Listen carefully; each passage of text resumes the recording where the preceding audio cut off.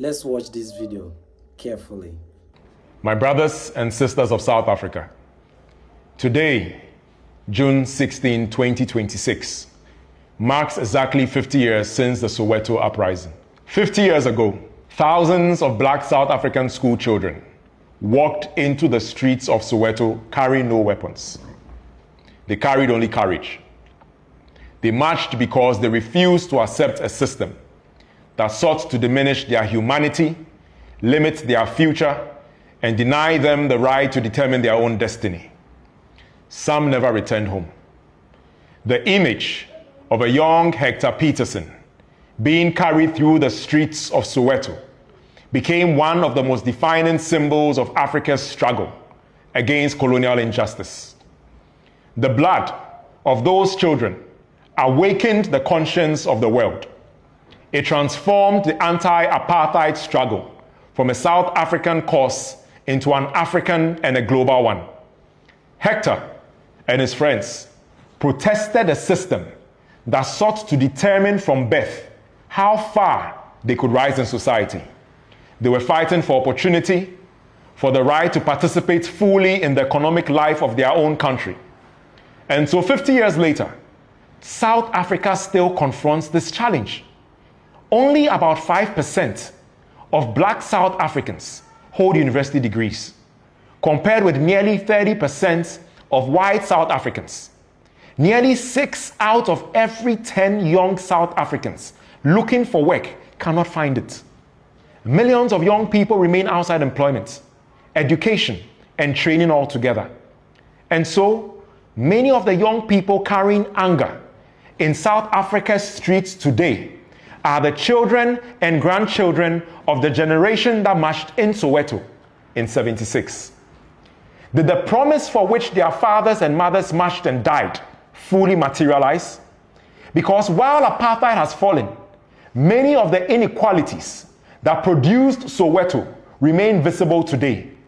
A desire for dignity, opportunity, and a future that seems forever delayed. These frustrations are real. These wounds are real. It hurts, and I feel your pain. And when your frustration persists for decades, people begin searching for someone to blame. But what those brave black South Africans of the Soweto uprising understood was that the source of their suffering was structural injustice. They understood that their struggle was against a system, not against other oppressed people, not against their neighbors, not against fellow Africans. And this is why I speak today. Because 50 years after the Soweto uprising, the greatest betrayal of those young revolutionary disruptors would be for their children and grandchildren to turn their anger upon other Africans who themselves are searching for dignity, opportunity, and survival. I speak to you as an African, and perhaps there has never been a more painful time to utter these words. Because somewhere tonight, in the streets of Johannesburg, Durban, Pretoria, and Soweto, an African is hiding from another African. Somewhere tonight, a Zimbabwean family living in South Africa is asking how they got tagged a foreigner in the home of Mandela.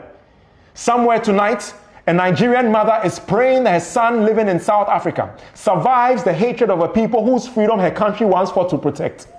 Because Africa remembers. Africa remembers when South Africa was not free. Africa remembers when young black South Africans crossed borders into neighboring African countries, carrying nothing but hope and revolutionary dreams. And Africa did not close the door. Immediately after the Soweto uprising, the Nigerian government created the Southern African Relief Fund to support the Southern African liberation struggle, especially South African students, refugees, and anti-apartheid movements. Nigerian students, workers, market women, and civil servants contributed over $10 million voluntarily through donations and deductions. The phrase Mandela tax later became popularly associated with these solidarity deductions and fundraising efforts. School children donated and marched in solidarity. In 1986, Nigeria also strongly backed Commonwealth sanctions against apartheid South Africa. During the late 1970s and 80s, Hundreds of South African exiles and students receive scholarships and educational support in Nigerian institutions. And perhaps this is what makes Nigeria's sacrifice for South Africa so morally extraordinary. Because while Nigerian workers were contributing to the Southern African Relief Fund, while students were donating, while market women were giving from their daily earnings, nearly 1 out of every 2 Nigerians at the time, between the 70s and the 80s, was living in poverty. At the time, a Nigerian father, uncertain whether he could afford medicine for his own child, still agreed for part of his salary to support South Africa's liberation. A market woman, struggling through inflation, that ate her real income, still contributed from her daily earnings so black South Africans she would never meet someday could truly be free. That was the spirit of Pan-Africanism, of brotherhood, of selflessness. But you, my South African brothers and sisters, have forgotten. Nigeria did not close the door. Ghanaian diplomacy carried South Africa's pain into international forums. Ghana under Jerry Rawlings supported Mandela with $1 million when Mandela visited Ghana in '92. Ghana did not close the door. In 1984, the OAU Liberation Committee, made up of 9 African countries, including Nigeria, Ethiopia, and DRC, headquartered in Tanzania, allocated $300,000 to the ANC and the PAC, and provided further material and logistical support, offices, camps, residences, guarded spaces, so that South Africa's freedom movement could survive. Tanzania opened its soil and allocated land in 7 locations as camps to train African National Congress and Pan-African Congress liberation fighters. In Morogoro, the exiled ANC established the Solomon Mahlangu Freedom College in 1978, giving education and vocational training to young South Africans who had fled after the Soweto uprising.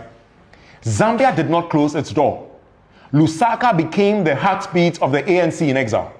Oliver Tambo and the exiles operated from there, while apartheid South Africa retaliated with raids, destabilization, and pressure against Zambia for daring to stand with you.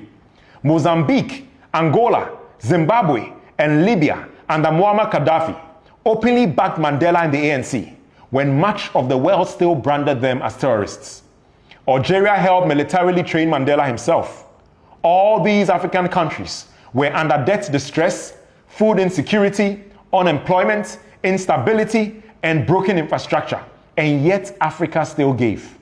If Africa had chosen nationalism over Pan-Africanism at the time, if we had said Ghanaians first, Nigerians first, Tanzanians first, Zambians first, freedom for all of black South Africa may never have been realized or further delayed.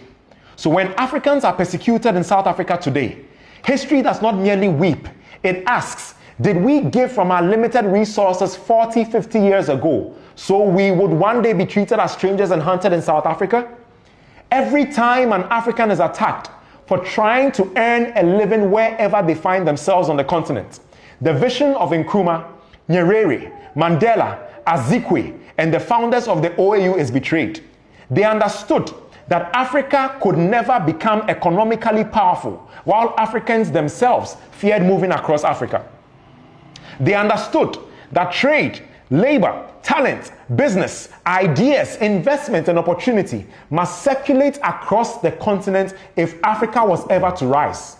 So to every young South African carrying anger in the streets today, I say to you, the brothers and sisters you persecute today are from countries that delayed parts of their own development and contributed resources that broke the yoke of apartheid from your necks.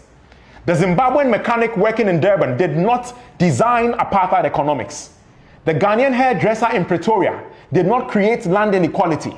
The Nigerian entrepreneur and Somali shopkeeper in Joburg did not engineer racial capitalism. The poor African hiding from you is not the architect of your suffering. He is often another victim of the same history. To the young women in the streets, chasing terrified Africans through communities, know that somewhere in your own family history is a grandfather who once prayed and begged for freedom. Somewhere in your own bloodline is someone who once depended on the kindness of another African nation and brother. South Africa was never meant to become a fortress against Africans. And what does the South African anthem, God Bless Africa, Inkosi Sikeleli Africa, mean now while Africans flee in fear of African hands? What does it mean to celebrate Mandela Day while humiliating Africans in the streets? What does it mean to attend an African Union event when you present a posture of African disunity? Apartheid was a psychological weapon. It taught black people to fear one another, distrust one another, compete against one another, destroy one another. And every time an African attacks another African, apartheid smiles from the grave because division was always its greatest victory. But the blood of our founding fathers was not poured into the soil so Africa could become hostile to itself. And so tonight, I speak also to the leadership of South Africa and to President Cyril Ramaphosa on this 50th anniversary of Soweto uprising. I often wonder whether Hector Peterson and the young men and women who marched beside him are smiling from eternity. Perhaps they smiled when their sacrifice awakened the conscience of a continent, when Africans from Lagos to Lusaka, from Accra to Dar es Salaam, Harare to Algiers, saw the images of their lifeless bodies and resolved that apartheid must fall. Their martyrdom convinced the continent that the freedom of individual African states was meaningless until South Africa itself was free. The greatest tribute we can pay to the martyrs of 76 is not merely to remember how they died, but to ensure that the oneness of spirit they galvanized across all Africa remains united, dignified, and at peace with itself.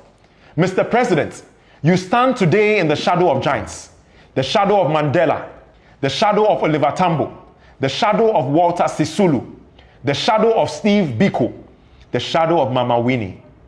The spirit of Lumumba, Mutala, Nyerere, Samora, Gaddafi, Kaunda, Azikwe, and Nkrumah have been watching, expecting you to act decisively, not with words, but with action. We have suffered too much together as Africans to now become enemies of one another. Slavery, colonialism, and apartheid was not enough to destroy us. We must not now destroy ourselves. And so let South Africa remember herself again.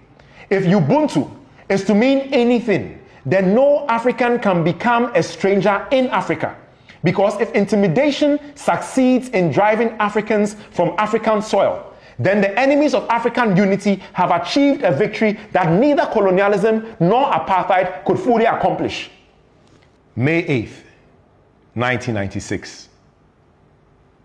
Exactly 30 years ago, Thabo Mbeki stood before the world declaring, "I am an African." Remember what those words meant, and let those words become true again. Because whatever the difficulties, however improbable it may sound to the skeptics, Africa will prosper. And however wounded we may be today, nothing can stop us from becoming once again what our freedom fighters dreamed we could be. One Africa, one people, one destiny. Inkosi Sikeleli Africa. God bless Africa.